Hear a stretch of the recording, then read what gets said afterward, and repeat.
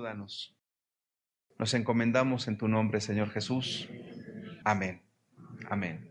El tema que vamos a tratar es aprovechar bien el tiempo. Vamos a leer Efesios capítulo 5, versículo 14 y 16. Nos dice, por lo cual dice, despiértate tú que duermes y levántate de los muertos y te alumbrará Cristo. Versículo 15. Mirad pues con diligencia cómo andéis, no como necios, sino como sabios, aprovechando bien el tiempo, porque los días son malos. Bueno, muchas verdades hay aquí. Lo primero que nos dice es, despiértate tú que duermes y levántate de los muertos y te alumbrará Cristo. Que en una congregación puede haber falsos hermanos, lo cual es posible, porque Jesús en su grupo cercano estaba Judas. Cuando se predicó la palabra de Dios en Samaria, había un hombre llamado Simón el Mago y estaba allí.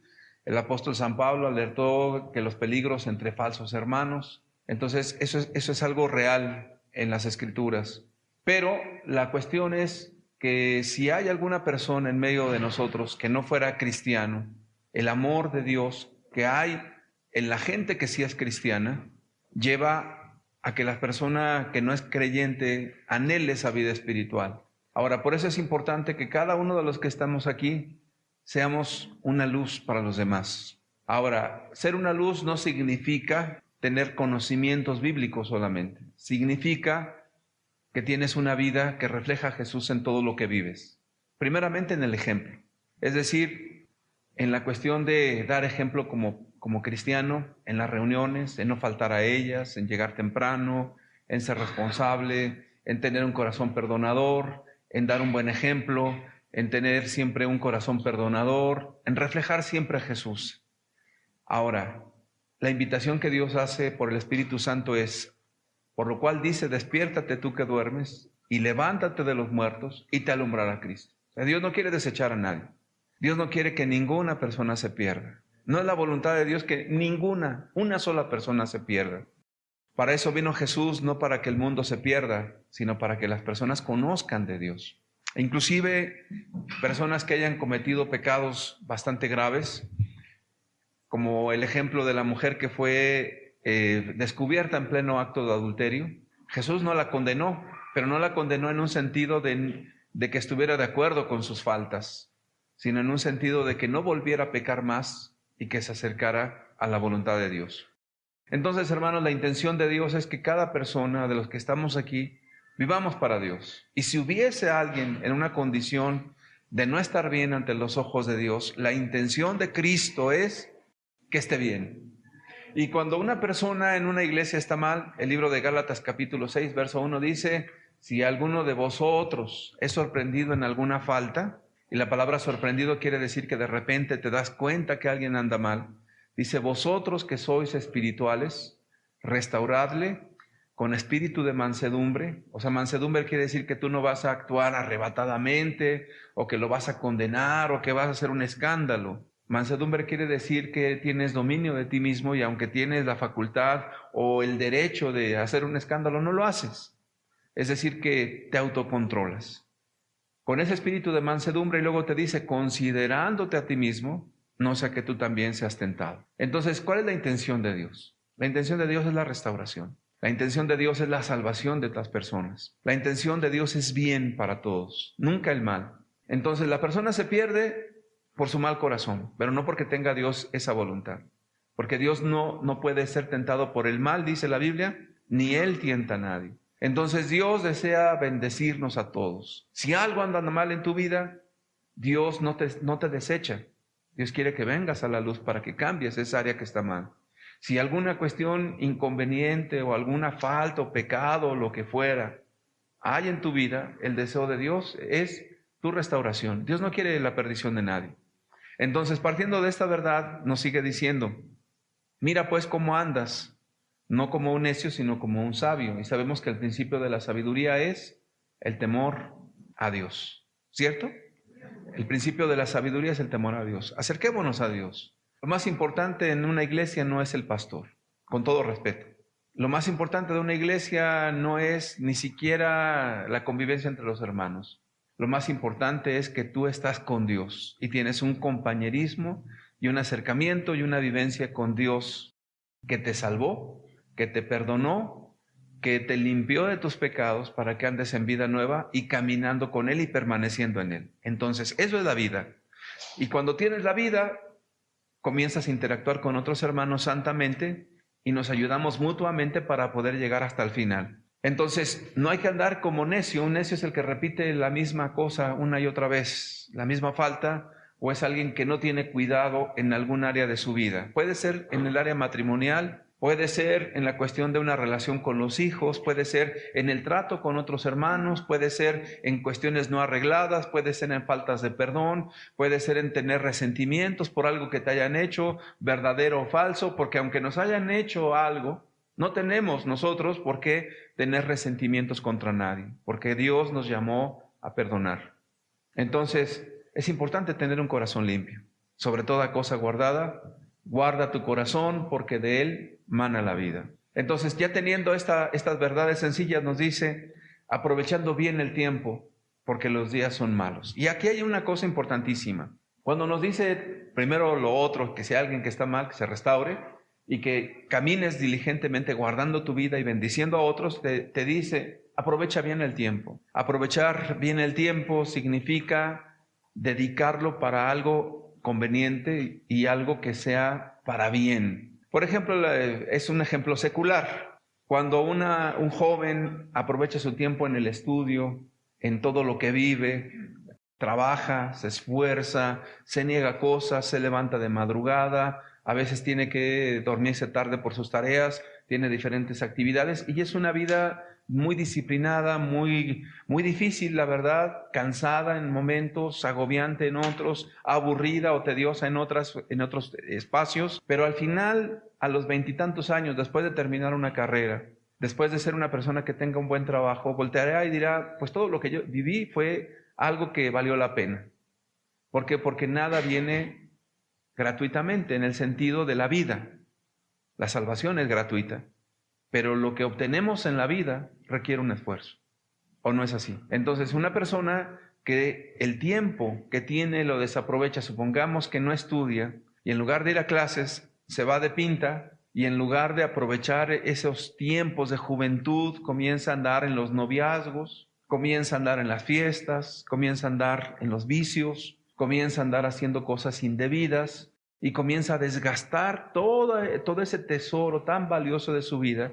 Llegarán los 20 y tantos años y cuando vaya a unir su vida con otra persona, si es que eso pasa, pues se dará cuenta que no tiene un buen trabajo, que no tiene una buena preparación, que perdió el tiempo y después de casado quiere volver a estudiar, le cuesta 7 veces más y no puede, entonces comienza a tener mucha tensión en su relación matrimonial porque no hay dinero, porque no hay manera, porque el tiempo se ha ido, el tiempo se va. Entonces, alguien que voltea y dice, bueno, pues ¿en qué invertí mi vida?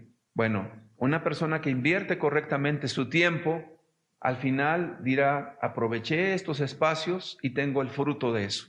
Desaproveché mi juventud, también tengo el fruto de eso. Qué triste es cuando una persona llega a los 30, 40 o tiene una familia y de repente dice, pues toda mi vida, todo mi tiempo, todo lo que hice, lo desaproveché o lo ocupé en otras cosas. Tarde que temprano todos tenemos que pensar en eso. Si trabajamos, si tenemos con qué mantener a nuestras familias, si tenemos una profesión, si tenemos una familia en orden, si dedicamos nuestro tiempo a cuidarlos o lo desaprovechamos. Entonces, estas cosas son importantísimas. Ahora, esto es en lo natural, en la vida cotidiana, en lo que cada persona hizo y no hizo. Entonces, pero en lo espiritual es muy parecido.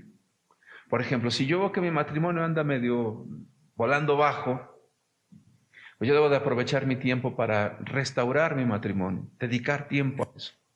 Si veo que mis hijos no andan lo mejor posible y que andan perdiendo el tiempo o alguna situación así, tengo yo que invertir mi tiempo en el tiempo de ellos. ¿Para qué? Para dar un empujón a esas cosas que para ellos les son difíciles. Si en este caso yo soy la persona que no estoy del todo bien, necesito un tiempo para orar, para meditar y reflexionar de mi propia vida y ver qué cosas tengo que cambiar en mi propia vida.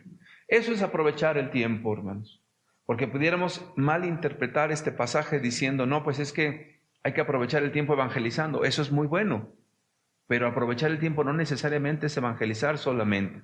Evangelizar es necesario, es bueno, pero todo tiene su tiempo en la vida. Si por evangelizar pierdo a mis hijos, estoy mal, ¿cierto? Si por evangelizar mi matrimonio no anda bien, tampoco es agradable eso a Dios. Si por andar evangelizando no oro ni leo la Biblia, pues yo mismo me estoy desgastando físicamente y espiritualmente, y habrá una consecuencia de eso. Colosenses capítulo 4, verso 5 nos dice: andad sabiamente para con los de afuera, redimiendo el tiempo. Bueno, aquí ya nos da otra claridad la Escritura, ya no solamente en lo personal y en lo familiar, sino también con la gente de afuera. Andar sabiamente con la gente de fuera no es fácil, porque se requiere ser un buen trabajador. Por ejemplo, a veces los predicadores hacemos un sobreénfasis en los asuntos congregacionales solamente. En las sillas, en el sonido, en los jóvenes, todo eso es buenísimo. Pero muy pocos predicadores también dan énfasis en las cuestiones de trabajo. Tienes que ser un buen empleado. Tienes que ser una persona responsable. Tienes que dar un buen testimonio en lo que haces allá afuera. Si eres electricista, si eres contador, si eres arquitecto, lo que seas. Tienes que ser una persona responsable y tienes que dar un buen testimonio de lo que tú eres como trabajador en el trato que tengas con toda la gente que no es cristiana. Cuando haces eso, sin palabras, la palabra de Dios está siendo predicada. Y aquí es donde muchas personas que no son cristianas y que piensan que la vida espiritual es solamente venir, estar en la reunión, poner las sillas, no tener problemas con nadie en la iglesia, que ya eso es bastante. De repente en sus trabajos llegan tarde, son irresponsables, incumplidos, no les gusta trabajar, son mal hechos, no les gusta ser detallistas en lo que hacen, o simple y sencillamente están esperando que llegue el último segundo para salir corriendo porque no aman su trabajo, porque no están haciendo las cosas como Dios quiere. Dice la Escritura que si alguien tiene un amo que es difícil, que lo soporte. Pero si alguien tiene un amo que es cristiano, dice, sírvale mejor. Entonces no te da espacio la Biblia para la flojera, para la irresponsabilidad, para no tener trabajo, para andar en la ociosidad. Y tanto peor, la Escritura dice que el que no provee para los suyos es peor que un incrédulo y ha negado la fe. Entonces es muy importante todo esto. Si lo vamos analizando con cuidado, ser cristiano no es en una iglesia solamente. Ser cristiano es en todo lo que vivimos, aquí y afuera. Entonces, es importante. Aprovechar significa sacar el máximo provecho, el máximo beneficio. Sacar la mejor oportunidad. Y voy a poner el relojito de arena, si por favor me lo ponen. Ahí está. Bueno, aquí es como la vida de una persona. Supongamos que son 80 años los que Dios nos da, porque dice que los más fuertes tienen 80 años. Yo ya pasé más de la mitad.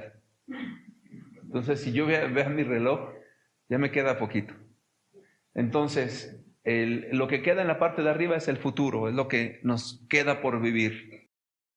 Si tienes 80, no sé cuánta arena te quede todavía, la verdad. Si alguien tiene más de 90, a lo mejor queda poquito. O a lo mejor no, a lo mejor queda mucho, eres de larga vida. Y lo que está pasando en la mitad es el presente y todo lo que ya está acumulado, así que es mucho, es el pasado, es lo que ya viviste. En conjunto es la vida de una persona. ¿Para qué nos sirve ver un reloj así? Bueno, porque a veces se nos olvida el pasado. El pasado no es para encerrarnos en eso. El pasado es como para analizar qué cosas hicimos mal y no volver a cometer los mismos errores. Por ejemplo, si alguien ha fallado en algún aspecto de su vida, cada quien tendrá algún área en la cual ha examinado y ha visto en qué cosa ha fallado. Por ejemplo, si has fracasado en los negocios, por decir un ejemplo nada más, tu pasado es un libro de historias. ¿Por qué fracasé en mi negocio de hamburguesas? ¿Por qué fracasé y también en mi estética donde cortaba yo el pelo? ¿Y por qué fracasé también en esto? ¿Y por qué fracasé en aquello? Bueno, entonces, les comentaba, el pasado es eso, es un libro de anécdotas, donde podemos pasar las páginas para ver qué cosa fallamos. Yo quiero decirte que si entendemos este principio, hay muchas cosas que en nuestra vida cometemos y cometemos y cometemos y volvemos a cometer por la falta de enseñanza en el pasado, de tomar esa experiencia para no volverla a repetir.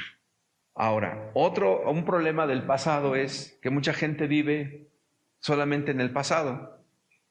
No sé si ya han oído a los viejitos, no, es que yo antes era el mejor no sé qué y que antes yo era esto. Y cuando tú empiezas ya a decir antes yo era, preocúpate por lo que estés viviendo en el presente porque ya no estás a gusto con lo que vives ahora. Sino que si tú decías antes, no, pues fíjate que yo era la mujer más guapa antes y mira, no había mujer que se comparara conmigo en belleza y me alabaran y todo. Quiere decir que entonces en tiempo presente no eres eso. Eso es lo que estás diciendo. Ahora, aquí hay un asunto que arreglar. La aceptación o la autoaceptación de ti mismo.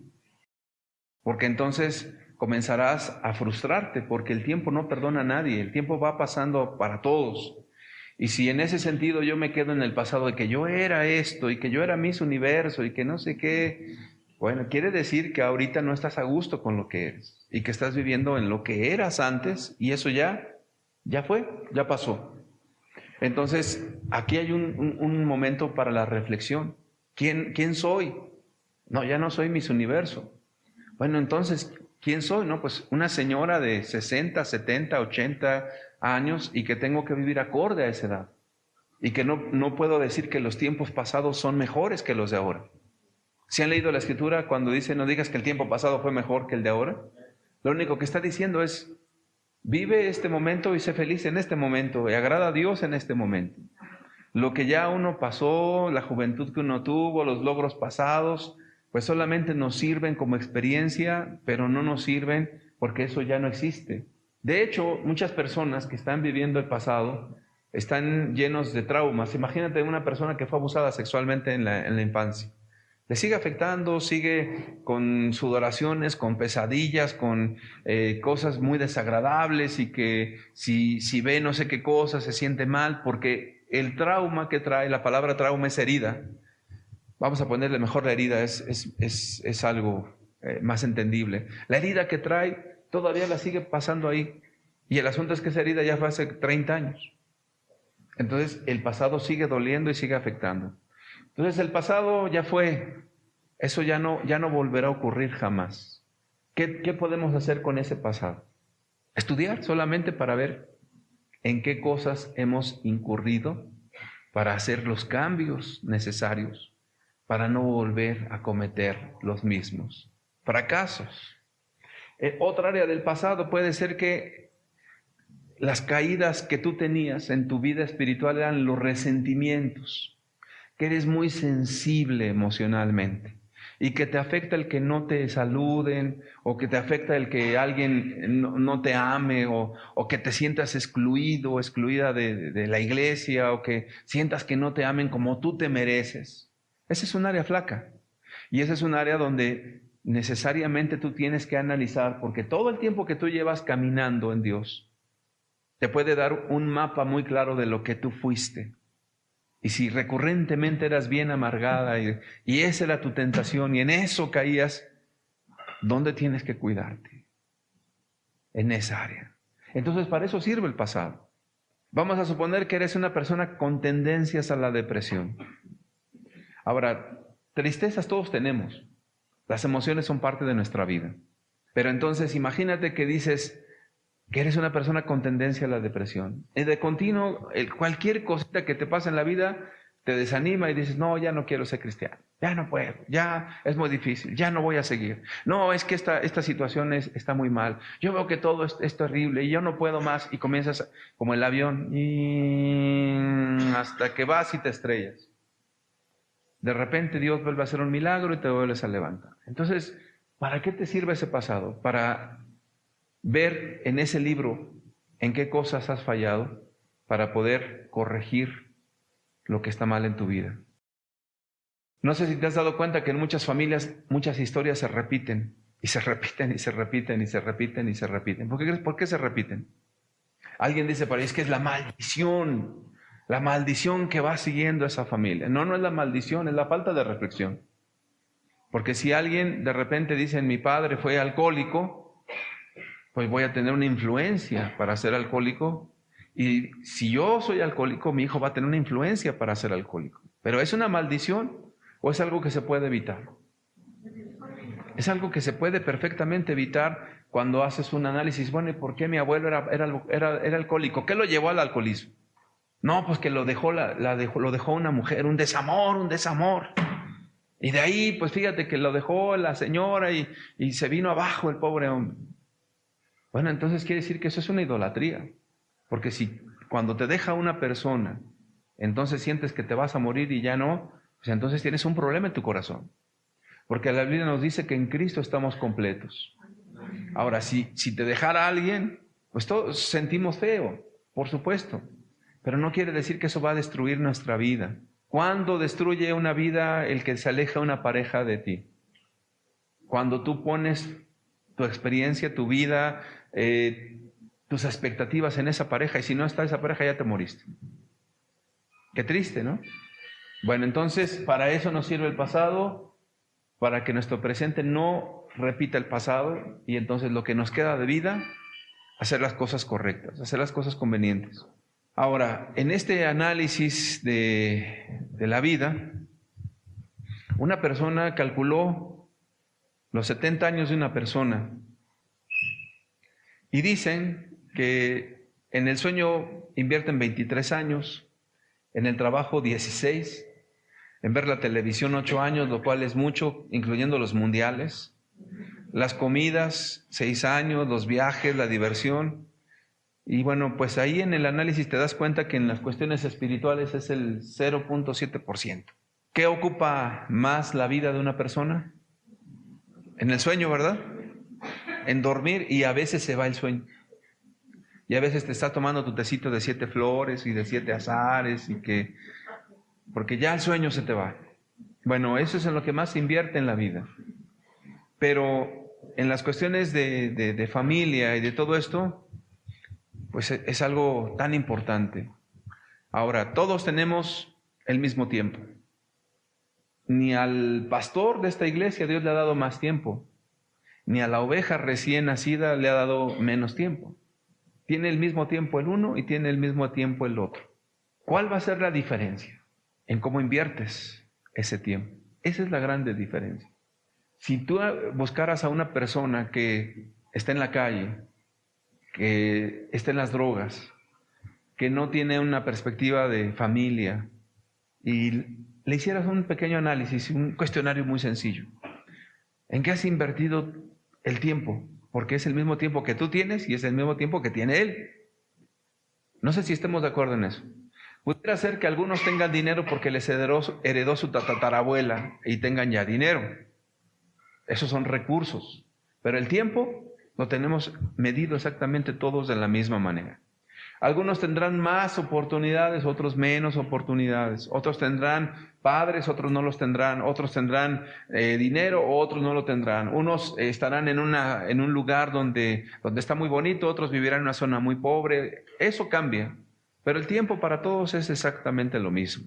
Ahora, la pregunta que yo te haría sería, supongamos que una persona que no tiene un contexto de dinero, que no tiene un padre, que no tiene muchas cosas, pero tiene tiempo y lo invierte con sabiduría en su vida, ¿crees que pueda salir adelante? ¿Sí o no? Yo creo perfectamente que sí.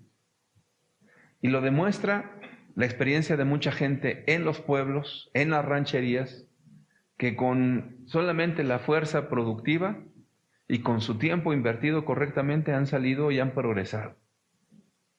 El asunto es que hay personas con mucho dinero, con otras situaciones de ventaja, que aún así no les ha aprovechado. ¿Cuál es la diferencia?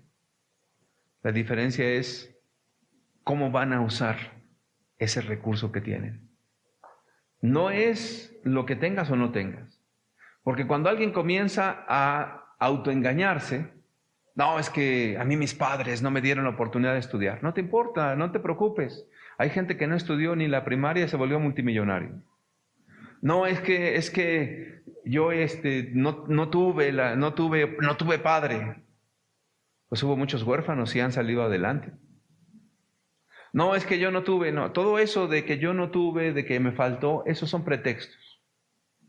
Ahora, si nosotros como iglesia tenemos ese mismo error de ser pretextudos y decir, no, es que mira, me falló esto, no tengo esto, la problemática esta, todo tiene solución en esta vida, todo tiene solución. El dicho del mundo dice que todo tiene solución menos ¿qué? ¿Y qué crees? ¿Que entre nosotros eso sí tiene solución? Entonces, para un creyente no hay límites, porque cristianamente hablando, todo tiene solución hasta la muerte. Porque Jesús dijo, el que cree en mí, aunque esté muerto, vivirá. Entonces, no tenemos ninguna limitante. ¿Cuál es tu limitante? No, es que el marido ya no es cristiano. Bueno, tu marido no es cristiano, pero tú sí. Bueno, es que me va a ser más difícil. Bueno, eso nadie dice que no. Sí es más difícil, pero sí es posible. No, pero es que me falta dinero. Bueno, entonces tienes que pensar de qué forma vas a tener que buscar la forma de tener más recursos. Pero la persona que comienza a invertir su vida en otras cosas y a poner pretextos, y no se puede, yo no puedo, y por esto, y comienza a dejarse vencer, tiene un problema bastante grande. Y ese problema es su propio corazón y sus pretextos. No hay pretextos para una persona cristiana. San Pablo dijo, todo lo puedo en Cristo que me fortalece. Ahora, ¿qué puedo? ¿Qué puedo? Esa es la pregunta, ¿qué puedo? Todo lo puedo en Cristo que me fortalece. Vamos con las mujeres que tienen un marido inconverso. ¿Puedo yo convertir a ese marido? No lo puedes convertir tú, pero lo que te toca a ti es tener el amor, la paciencia, el buen testimonio para que esa persona, al ver la luz, como dice la Escritura, para que vean vuestras buenas obras y glorifiquen a vuestro Padre que está en los cielos. Eso sí te toca y eso sí es parte de la vida cristiana y eso es todo lo que te pide Dios. Y que permanezcas y seas constante en eso y el resultado lo tendrá Dios. Cuando alguien dice, bueno, es que yo no tengo hijos cristianos y venían a la iglesia y ya se volvieron atrás y ahora qué, ¿y ahora qué? ¿Y ahora qué? Hay que amar a Dios, hay que servir a Cristo, hay que dar un buen testimonio y Dios hará la obra. El asunto es cuando nosotros creemos que ya estamos partidos a la mitad, que ya no se puede, que ya estamos limitados, que hasta aquí llegamos, que ya estoy a punto de tirar la toalla, ya no puedo más, ya estoy cansado, ya estoy anciano, ya me duelen las rodillas, me duelen los talones, me duele todo, me duele hasta lo que me duele. Me duele el dolor. Cuando una persona ya está así, está poniéndose muchas limitantes a sí misma. Ahora, yo no estoy hablando de locuras irreales. Yo no estoy diciendo que aunque te duelan las rodillas te sientas Superman y corras. No estoy diciendo eso. Estoy diciendo que a pesar de esas limitantes puedes vivir cristianamente. Hoy en la mañana estaba orando por los hermanos enfermos y decía, ¿cuánta fe deben de tener los hermanos para vivir lidiando con una enfermedad, de esas que son incurables? Imagínate una hermana diabética o un hermano diabético que tienen que cuidarse en lo que comen, que están desganados, que tienen que estar cuidándose continuamente, que se van consumiendo sus órganos, que están perdiendo la vista. Ha de ser muy difícil eso, ¿o no? Pero Dios les da la fe a estos hermanos para vivir continuamente. No los ha sanado Dios porque no ha sido su voluntad, pero les ha dado el favor para vivir en medio de la tormenta. A eso nos referimos. No que de repente sea la confesión positiva loca de la denominación que dice, no, confiésalo y recíbelo, y si te duele los talones, ahora pégale a los talones y créele a Dios y reprende a Dios. Esas son locuras. Dios te da la gracia para vivir, lo único que te toca es hacer tu parte, tomar tu medicamento, cuidar tu alimentación, tener mucha fe en Dios y vivir. Parece sencillo, pero créeme que es difícil. De repente veo a hermanos con problemas de enfermedades como la artritis reumatoide.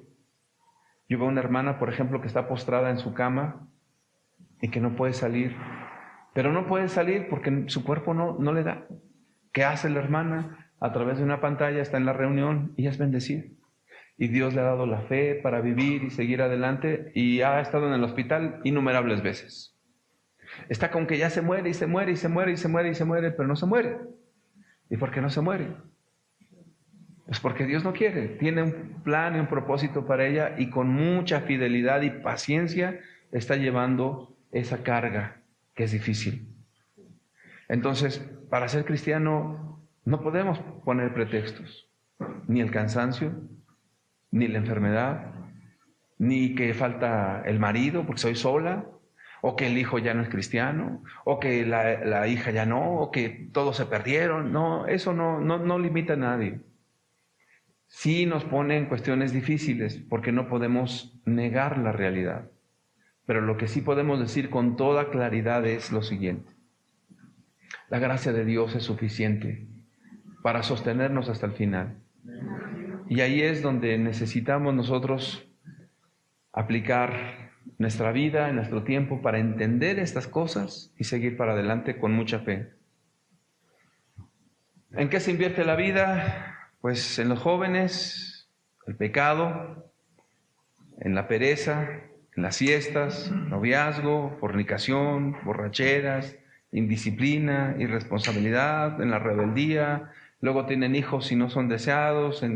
Entonces, de repente esos jóvenes que ya vivieron por años en esa forma, cuando quieren recapacitar o cuando quieren volver en sí, de repente pues ya tienen que criar un hijo, o de repente ya se dan cuenta que no supieron ser responsables en un trabajo, porque todo en la vida para ellos fue fiesta, y perder la vida y perder el tiempo. Ahora, a nosotros como padres, los que tenemos hijos, nos corresponde enseñar a nuestros hijos en la vida real. Y voy a hacer énfasis, enseñar a nuestros hijos en la vida real. ¿Qué es la vida real?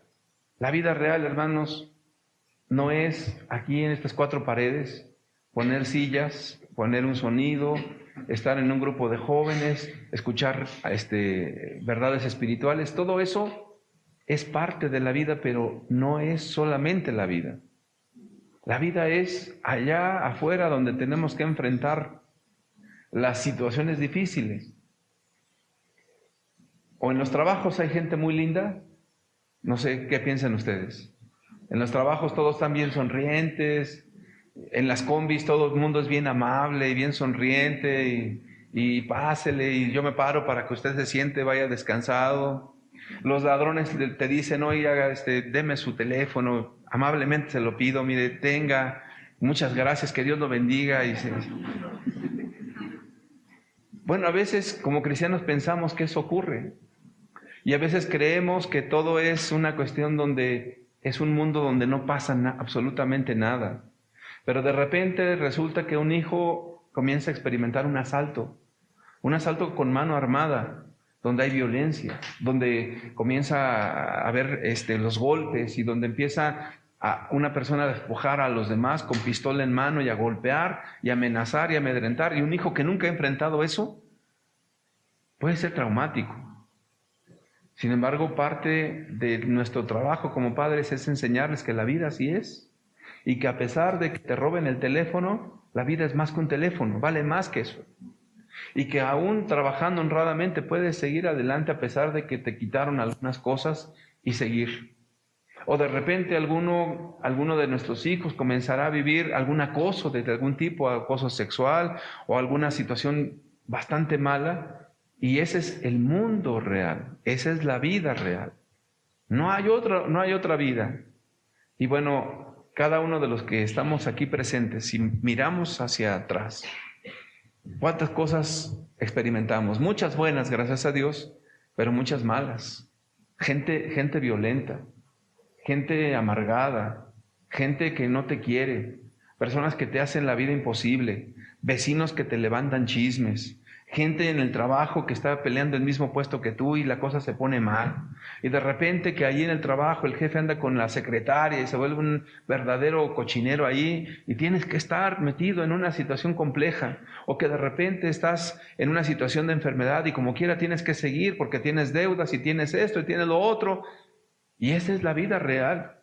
De tal manera que nosotros tenemos que enseñar a nuestros hijos que la vida real es difícil y que hay que enfrentarla continuamente, pero sabiendo guardarse de la problemática esta. Quiero ponerte un ejemplo. Una ocasión me invitaron a platicar con un muchacho drogadicto. Y bueno, pues uno que a veces no puede evitar esas cosas, decimos adelante. Y digo, ¿por qué lo digo? Te voy a explicar por qué lo digo. No es de ninguna manera un deseo de no hacerlo. Pero un drogadicto o alcohólico joven está así porque hubo alguien que lo apoyó para eso. Déjame explicar. A la edad de 18 años, mi familia me cortó a mí el vínculo y me echó a la calle. No, yo no estoy amargado por eso. Pero me di cuenta que para poder comer necesito trabajar. Y cuando fui a trabajar, los trabajos que yo tuve eran unos trabajos donde el sueldo era muy pequeño. Al no tener casa, al no tener nada, entonces me di cuenta, caray, dice, con esto no como gran cosa. Y si para esto, si quiero vivir en un lugar, tengo que pagar una renta. Y para colmo no es el lugar más bonito, es un lugar no tan bonito, es un lugar feo. Y entonces dices, bueno, si yo no administro estos 3/5, me quedo sin comer. O empiezo a deber renta. O empiezo a tener muchas problemáticas. Entonces, a punta de latigazos en la vida, comienzas a decir, no, yo no me gasto mi dinero en cualquier cosa. Entonces, estas cosas te llevan a valorar y a decir, no. Tengo que hacer, porque para colmo mi familia estaba lejos, yo estaba en otro lugar. Bueno, esas son las malas experiencias mías. Y no estoy amargado, le doy gracias a Dios. Pero ¿dónde hay un alcohólico y un borracho? Te voy a decir que hay una familia que lo está consecuentando. Porque el borracho sabe que si se gasta todo lo que tiene, va a haber alguien que le va a arrimar un plato de sopa caliente y va a tener un lugar donde vivir tranquilamente, le van a echar su sermoncillo por ahí, se lo aguanta y entonces sigue y sigue y sigue y sigue y sigue y sigue. Entonces, detrás de cada persona que tiene adicciones, y no quiero ofender yo a nadie, hay alguien que ayudó a esas adicciones. Sobre todo aquellas personas, entre comillas, bien intencionadas, que quieren ayudar a ese hijo a salir adelante, pero lo que hacen es hundirlo y hundirlo y hundirlo y hundirlo. ¿Qué se hace con una persona que es así y que ya aparte se casa y tiene hijos? Muy sencillo, déjalo que viva, déjalo que experimente, déjalo que se dé sus propios topes, déjalo que él entienda qué es la vida. La vida no es lo que tú le das. La vida no es que tú le pones la casa, la comida y todas las cosas y todo, porque él entiende, pues está aquí mi papá, mientras no se muera y me siga trabajando él como burro, pues yo aquí no tengo que esforzarme de nada. La naturaleza misma nos enseña que los pajaritos, para poder comer, en un momento la mamá pajarito va y saca su gusanito de la tierra, hace su trabajo, vuela y el otro está y le pone ahí el gusanito en su piquito y así lo alimenta. Pero imagínate que ya es un tremendo animalón así grande. Y la mamá pajarito está chiquita, así, y sigue volando y sigue echándole ahí sus gusanitos. Tremendo tamalón que está ahí. Y está. Entonces, ¿Cuál es el problema ahí en la naturaleza? Bueno, la naturaleza no permite eso. ¿Sabes qué es lo que hace la mamá pajarito? Ya lo deja sin su comidita. Y después le da su aventón para que va y vuela y de repente que va, ¡bum! ¡Pah! ¡Pah! Pero sufre y otra vez. Es ensayo y error. De tal manera que llega el momento en que ese pajarito tiene que aprender a suplir su propio alimento y sufrir por ese alimento. Eso es lo normal en la vida. Entonces, donde veas a una persona con vicios, con todo esto, hay cómplices que llevaron a esta persona a esta condición, a no enseñarle la vida real. Y eso es muy triste, porque estas personas fueron privadas de la oportunidad de luchar legítimamente por las cosas de la vida. Pero ese trabajo nos toca a nosotros. Entonces, en eso se invierte mal el tiempo. Por eso, cuán necesario es entender que cuando la Biblia te dice aprovecha bien el tiempo, la Escritura nos está diciendo que todo tiene su tiempo en esta vida. Ya no volvemos a ser niños nunca, ¿o sí? Algunos se comportan como niños, pero ya el tiempo de niños son 12 años maravillosos. Pero esos 12 años ya no vuelven más. Luego viene la adolescencia y la juventud hasta los 18 o 21 años. Pero ya cumplidos los 21 años ya somos todos unos señores o señoras, en el buen sentido de la palabra. Somos adultos, pues. Y de allí ya seguimos adelante en la vida, cómo aprendimos, cómo lo aprendimos, qué hicimos, cómo lo hicimos, eso ya es parte de lo que se nos debió de haber enseñado antes. Ahora, esto es tan importante porque a veces como padres, nuestros hijos llegan a un punto donde creen que la vida es magia o creen que la vida es algo sencillo, es problemático. O de repente los abandonamos allá a ver qué haces y de repente, como no aprendieron en la vida, se vuelven gente con situaciones problemáticas fuertes. Y una persona adulta, aunque desgasta su vida, que no es cristiano, desgasta su vida en el pecado. Imagínate a un señor que tenga otra familia. ¿Cuánto tiempo tendrá que invertir en otra familia? ¿Cuánto dinero tendrá que invertir para estar en una relación con otra familia? ¿Cuán falto de razón tendrá que estar la persona en esta condición? ¿Cuántas veces muchos dejan la familia? Porque la familia, sabemos todos, creo que lo entendemos así, es un sacrificio continuo. La relación de pareja es una cuestión de amor ágape, incondicional hacia la otra persona. Lo mismo a la cuestión de los hijos hasta que sean responsables. Y como tal, cuando tú formas una pareja con hijos, te tienes que negar a todo para que tu familia pueda tener esa vida. Pero entonces imagínate que el esposo abandone esa familia y se vaya con otra familia, con otra mujer. ¿Qué hizo con la primera familia? La hizo pedazos. La destruyó. Porque va a haber, ¿qué viene de todo eso? Heridas, amarguras, resentimientos, odios. Y cuando esos hijos crecen y ven que su padre los abandonó, ¿sabes qué va a haber en esos hijos? Lo mismo, odios, resentimientos, mala formación. ¿Por qué? Porque alguien decidió vivir egoístamente para sus propios caprichos y deseos y negó la cruz de Cristo y dejó a la familia en manos de la desgracia.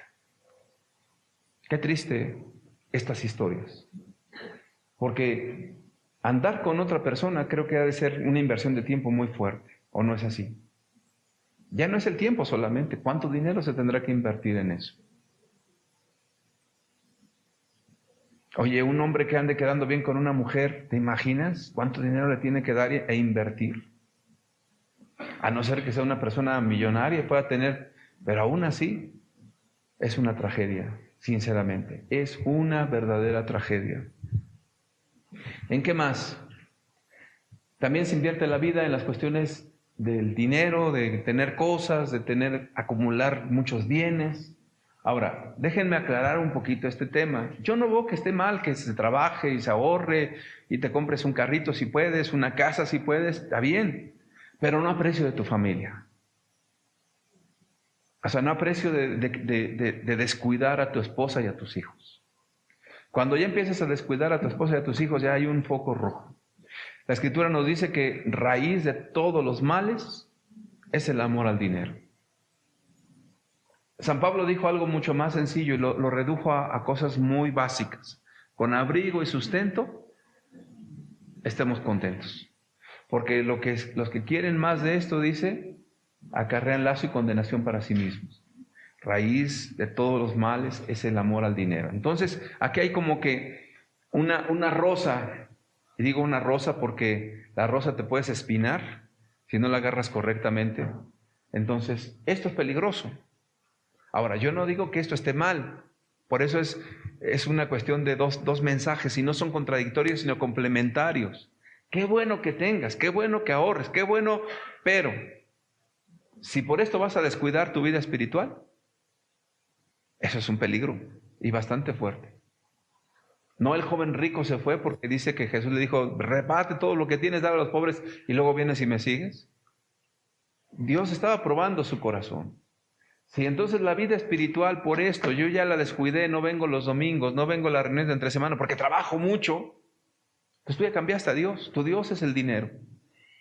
Si por esto voy a hacer que mi familia comience a perder esa relación y voy a dejar de amarlos y de estar con ellos, prefiero no tener esto y tener a mi familia o tener lo básico. Entonces por eso es importante tener esa doble enseñanza. El dinero no es malo, los recursos no son malos, tener cosas no es malo, pero si a causa o por causa de tener eso voy a abandonar a Cristo y a mi familia, prefiero a Cristo y a mi familia, aunque tenga lo más básico. ¿Sí está claro? Pero si puedes ahorrar, si puedes ganar, si puedes prosperar, procúralo. Pero el tope es no a costa de Dios o de tu familia, que son la vida para nosotros. Porque ya cuando estamos viejos, ¿qué es lo que nos bendice? Ver a nuestros hijos casados, ver a nuestros nietos, ver una familia en orden. Eso es algo maravilloso. Y podrás decir con mucha sencillez, bueno, pues yo mi vida la invertí en esto. No tengo dinero, pero mi vida la invertí en mi familia. No tengo dinero, pero mira, estoy rico en la fe, como dice la Escritura. Sigo en el reino de Dios, sigo con la familia de la fe y sigo con mi familia.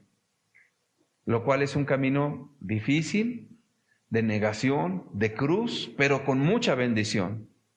Porque todas las cosas que valen la pena tienen un esfuerzo.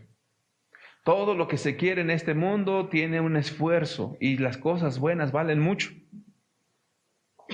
¿Quieres tener una buena familia? Inviértele mucho. Pero no en dinero, solamente es tiempo, afecto, enseñanza, estar con ellos, vivir la experiencia con ellos. Todo eso implica una inversión. En el libro de Lucas capítulo 12, versículo 16 al 21 dice, también le refirió una parábola diciendo, la heredad de un hombre rico había producido mucho. Y él pensaba dentro de sí, diciendo, ¿qué haré? Porque no tengo dónde guardar mis frutos. Y dijo, esto haré, derribaré mis graneros y los edificaré mayores. Y allí guardaré todos mis frutos y mis bienes. Y diré a mi alma, alma, se estaba diciendo a sí mismo, muchos bienes tienes guardados para muchos años. Repósate, come, bebe, regocíjate. Pero Dios le dijo, necio. Bueno, ¿se acuerdan de la primera palabra que hablamos? Andando como sabios, ¿no como qué? No como necios. Aquí hay un necio. Y Dios le dijo, necio, esta noche vienen a pedir tu alma y lo que has provisto, ¿de quién será? Así es el que hace para sí tesoro y no es rico para con Dios. Entonces, ahí vemos una cosa importantísima. Y el complemento de todo esto. Qué bueno que tengas cosas. Nadie en la iglesia anda preguntando qué tienes y qué no tienes. Bueno, esa es la experiencia en la iglesia donde yo estoy. No sé si aquí llegan y te hacen un cuestionario, a ver qué tienes, cuánto tienes, cómo lo tienes, por qué lo tienes. ¿Te han preguntado esas cosas? No, ¿verdad? Eso es responsabilidad de cada uno de ustedes porque son adultos. El asunto es que tú tienes la responsabilidad de vivir equilibradamente. No está prohibido ni es pecado anhelar tener algo, pero si por tener ese algo te va a dar el infarto, y si por ese algo no tienes tiempo ni para ir al baño, con todo respeto lo digo, entonces eso ya es un problema, no es una bendición. Y entonces un hombre que vivió así, de repente decía él, ahora sí, ya que viví 50, 60 años trabajando para la empresa McCormick, bueno, estoy hablando de una marca, espero que no me demanden por eso. Ya que trabajé ahí en la Kellogg's tantos 40 años de mi vida, ahora sí, mira, come, ya no puedes comer, te hace daño. Y ya no puedes regocijar y de repente Dios te va a decir necio, porque debiste de haber invertido tu vida y tu tiempo en lo que vale la pena. A lo mejor no tendrías los miles de millones de dólares acumulados en el banco. Tendrías a lo mejor una cuarta parte de eso, pero con tu familia. O a lo mejor nada, pero con tu familia.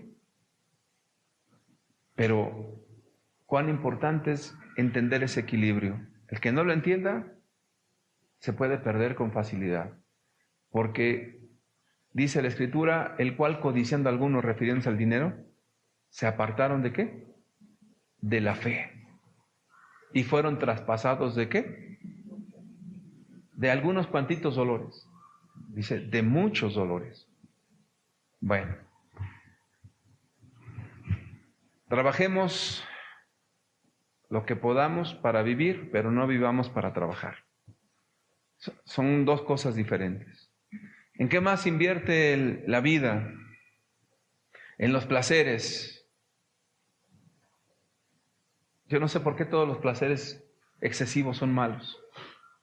¿A quién no le gustaría comer pasteles y comer tacos de suadero, de tripa, de longaniza, con una coca bien fría en las noches, luego un pozolito, no engordar, no enfermar, no sentirnos mal, no tener ningún problema de reflujo, ni tener problemas gástricos y poder comer todo lo que uno pueda? Desafortunadamente, eso no es posible, porque todas las cuestiones de exceso siempre son problemáticas y por eso Dios lo prohíbe. Entonces todo tiene una medida, una regla, tiene un equilibrio. El día que pasamos ese equilibrio es cuando vienen los trastornos de todo. Si tenemos unos 40 kilos de peso de más, a no ser que estés enfermo de la tiroides, que es raro, Dios no quiera que pase nunca eso, pues de repente traes tus 40 kilos de más. Y dices, ¿cómo es posible que esos huesos estén cargando esos 170 kilos de peso? ¿Cómo? Y luego cuando alguien diga, bueno, no sé por qué me duelen los huesos, quién sabe, ha de ser por el clima, yo creo. No, pero fíjate que los triglicéridos y todas las grasas malas ahí en mis venas ya me taparon todo. Pues, quién sabe por qué será. Bueno, todas esas cosas son lo que nosotros mismos vamos viviendo y decidiendo todos los días de nuestra vida. Pero bueno, los placeres Dios los dio también, pero con una medida. Y tiene una medida y tienen una forma, un contexto. Los placeres tienen un tiempo. Todo tiene un equilibrio. Job capítulo 20, versículo 4 al 7. ¿No sabes esto? Que así fue siempre, desde el tiempo que fue puesto el hombre sobre la tierra, que la alegría de los malos es breve, y el gozo del impío por un momento, aunque subiere su altivez hasta el cielo y su cabeza tocare en las nubes. Ay, qué cosa tan fea dice ahí. A ver, está en la Biblia. ¿Qué dice? Como su estiércol, perecerá para siempre. los que lo hubieran visto dirán, ¿qué hay de él? O sea, lo que te dice es muy sencillo. Bueno, en palabras muy amables, ¿no? Como su estiércol son. Así como cuando está su desecho humano ahí, dice, pues así es la persona. Qué tremendo dice la Escritura. ¿Y por qué lo dice? Porque se olvidó de Dios, porque se entregó a los placeres, porque vivió una vida sin provecho. Sinceramente, una persona que no es de utilidad en esta vida es un parásito, porque para vivir, para estar en esta tierra necesitas comer, necesitas un espacio, necesitas muchas cosas. Pero si no trabajas, si la persona no se esfuerza, otro tendrá que trabajar, otro tendrá que poner el alimento, otro. Por eso una persona que se dedica a robar en los camiones con cuchillo, con una pistola, es capaz de matar a una persona. Y no tiene remordimiento alguno. Le quita el dinero o los golpean, no les importa. Es un egoísmo tal que la Escritura lo describe. A ese ladrón, eres como tu propia popó, como tu estiércol. No serviste para nada. Porque donde te ven, la gente se hace a un lado. Tu vida fue un egoísmo terrible donde no hubo ningún fruto de nada. Qué triste. 1 Timoteo 6, versículo 7 dice, porque nada hemos traído a este mundo y sin duda nada podremos sacar.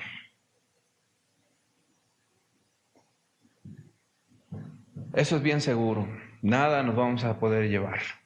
Eclesiastés 3, versículo 1 al 8 dice, todo tiene su tiempo y todo lo que se requiere debajo del cielo tiene su hora, tiempo de nacer y tiempo de morir, tiempo de plantar y tiempo de arrancar lo plantado, tiempo de matar y tiempo de curar, tiempo de destruir y tiempo de edificar, tiempo de llorar y tiempo de reír, tiempo de endechar y tiempo de bailar, tiempo de esparcir piedras y tiempo de juntar piedras, tiempo de abrazar y tiempo de abstenerse de abrazar, tiempo de buscar y tiempo de perder, tiempo de guardar y tiempo de desechar, tiempo de romper y tiempo de coser, tiempo de callar y tiempo de hablar, tiempo de amar. Qué bonito tiempo de amar, esa palabra es bonita, ¿no? Hay un tiempo para amar, pero no todo el tiempo es para amar. Tiempo de aborrecer, tiempo de guerra y tiempo de paz. Entonces, ¿qué quiere decir eso? Quiere decir que cada momento es importante y tienes que vivirlo con sabiduría. Por ejemplo, si en la niñez no se vivió como Dios quiere, pues entonces eso ya no se vuelve a repetir, porque todo tuvo un tiempo. Si no estudiaste y tienes 50 años, pues a lo mejor podrás estudiar, pero el tiempo donde requeriste estudiar para una profesión, una dedicación, ya se fue. Si tu vida se desgastó en otras cosas, pues el tiempo perdido ya no se vuelve a recuperar jamás. Ahora, el asunto del pasado nos puede traer remordimientos. Y como dijo bien una vez un hombre que se convirtió, me acuerdo, el pobre hombre estaba hasta calvito y decía, y se pegaba así en su calvita, y toda mi vida le servía al diablo, dice, y ahora que me convierto ya soy un viejo. Pues sí, desperdició su vida en lo que él quiso. Pero cuando una persona se convierte, el poco tiempo que te queda, o el mucho tiempo que te queda, no sé, eso está en la mano de Dios, aprovéchalo con sabiduría, vívelo conforme a la voluntad de Dios, aprovecha ese espacio, porque eso es algo en lo cual probarás que tu corazón con Dios es diferente y que tu forma de ver la vida es completamente diferente. ¿Por qué razón? Porque el tiempo de amar a Dios es aquí, muriendo se acabó. El tiempo de demostrar que amamos a Dios y amamos a las personas que nos rodean es aquí. Después de muertos se acabó el asunto. Termino diciendo, Apocalipsis 10, versículos 5 y 6 nos dice: y el ángel que vi en pie sobre el mar y sobre la tierra levantó su mano al cielo y juró por el que vive por los siglos de los siglos, que creó el cielo y las cosas que están en él, y la tierra y las cosas que están en ella, y el mar y las cosas que están en él. Fíjate todo lo que empieza a decir de Dios, ¿no? Juró por el que vive por los siglos de los siglos, juró por el que no tiene principio ni fin y que no muere, por el eterno, y el que creó el cielo y las cosas que están en el cielo, y la tierra y las cosas que están en la tierra, y el mar y las cosas que están en el mar. Y lo único que te quiero decir con todo eso es que el tiempo no va a ser más. En otras palabras, la oportunidad que tú tienes para amar a Dios, para amar a tu prójimo, a tu esposa y a tus hijos, para hacer luz en esta tierra, es este espacio, este tiempo que te resta. ¿Cómo lo vas a invertir y cómo lo vas a hacer?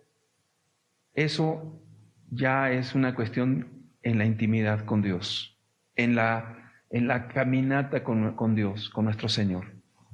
Lo que sí te debe de preocupar es no soltarte de Dios, no hacer tu propia voluntad, no buscar tus propios deseos, vivir con Dios todos los días y amar a la gente que te rodea. Que si se perdió fulano, que si perengano no está bien, mira, cada uno dará cuentas a Dios por sus actos. Cuida tu propia alma, que fue un familiar. Tú sigue amando a Dios, sigue siendo luz, porque la luz en las tinieblas resplandece. Guarda tu corazón de la amargura, guárdate del mal, sigue resplandeciendo con la misma intensidad en la luz de Cristo, y entonces, en su tiempo, esa luz alumbrará al que está en la oscuridad. Entonces no voltees hacia atrás, porque el que voltea hacia atrás se convierte en estatua de sal, como la esposa de Lot. Jesús dijo: el que pone sus manos en el arado y mira para atrás, no es apto para el reino de los cielos. Si estás viviendo una vida en hipocresía, en pecado, en fornicación, en adulterio, en alguna cosa fea, sabe que la Escritura dice: el que sea impío, el que sea inmundo todavía. Lo dice el libro de Apocalipsis. Y el que sea santo, santifíquese todavía.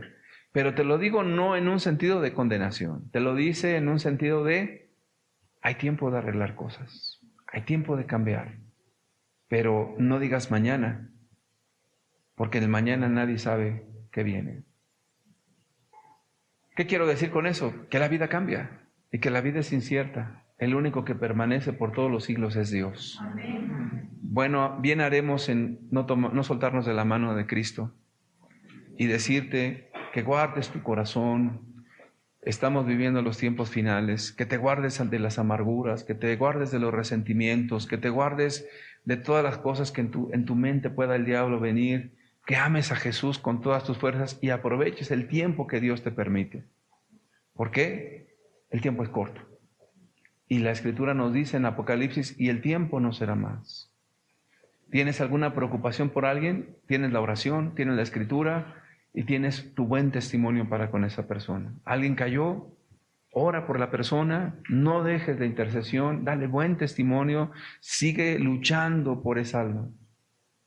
Pero no puedes de ninguna manera decaer, colgar los guantes o tirar la toalla. ¿Sí saben por qué es eso de tirar la toalla en el box? Tirar la toalla en el box es cuando le han puesto una paliza a uno de los boxeadores que está todo moreteado, hinchado, y él mismo dice: no, ya no. Entonces lo que hace el entrenador, el que está en la esquina, es que avienta una toalla. ¿Y qué quiere decir la toalla? Se dio por vencido. A eso se refiere colgar los guantes y aventar la toalla. A eso se refiere. Aventé la toalla. Ya no quiero pelear. Ya no puedo más. Entonces, no estamos aquí para aventar la toalla. Que Dios nos ayude.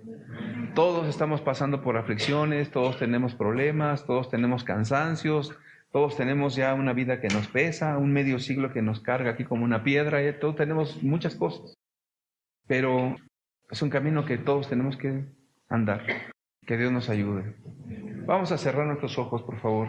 Le damos gracias a Dios por todo lo que Él nos da. Tu palabra nos transforma, Señor. Nos renueva, Señor, sabemos que las cosas son difíciles, que los problemas que vienen, los que están, los que vendrán, las cuestiones familiares, ayúdanos. Yo no sé qué tentación esté pasando cada uno de mis hermanos y hermanas aquí, Señor. Pero tú recuérdales que tú eres lo mejor, Señor. Que el placer es un momento, pero la vida eterna no termina nunca, Señor. Si alguien, Señor, está sintiéndose decaer, tirar la toalla, no poder más, acuérdale que tú le das fuerzas al que ya no tiene ninguna, Señor. Al que esté decayendo, Señor, en la fe. Al que se sienta desanimado por algún familiar que volvió atrás. Recuérdale, Señor, que tú vas delante y que tú dejas las 99 ovejas y vas por esa oveja perdida, Señor. Ayúdanos a caminar hasta el final, Señor. Amén, Jesús. Entendemos que somos hombres, que somos personas con debilidades y no estamos confiando en nosotros, Señor. Porque la verdad, cualquier cosa nos espanta. Somos frágiles, Señor, somos débiles. Pero como dice tu palabra, cuando somos débiles, entonces somos fuertes. Señor, que nos baste tu gracia, porque tu poder se perfecciona Amén. en nuestra debilidad, Amén, Señor. Jesús. Bendito sea, Señor. Padre, ayúdame siempre a vivir solo por ti, solo por ti. Hazme como tú quieras que sea yo y que Señor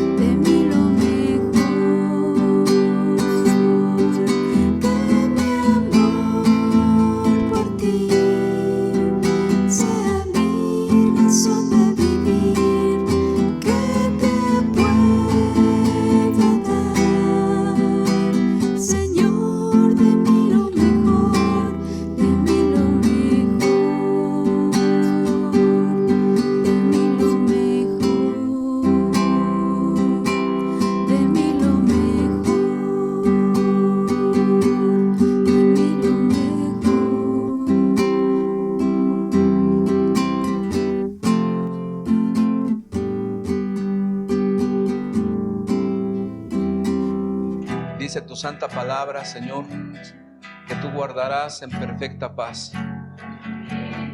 aquel cuyo pensamiento en ti persevera, Señor, porque en ti ha confiado. Señor, que esa paz sobrenatural esté en nuestra mente, en nuestros corazones, Señor. Líbranos de toda tentación, Señor. Que resplandezcamos con la luz de Jesús. En el nombre de Jesús, Señor. Amén.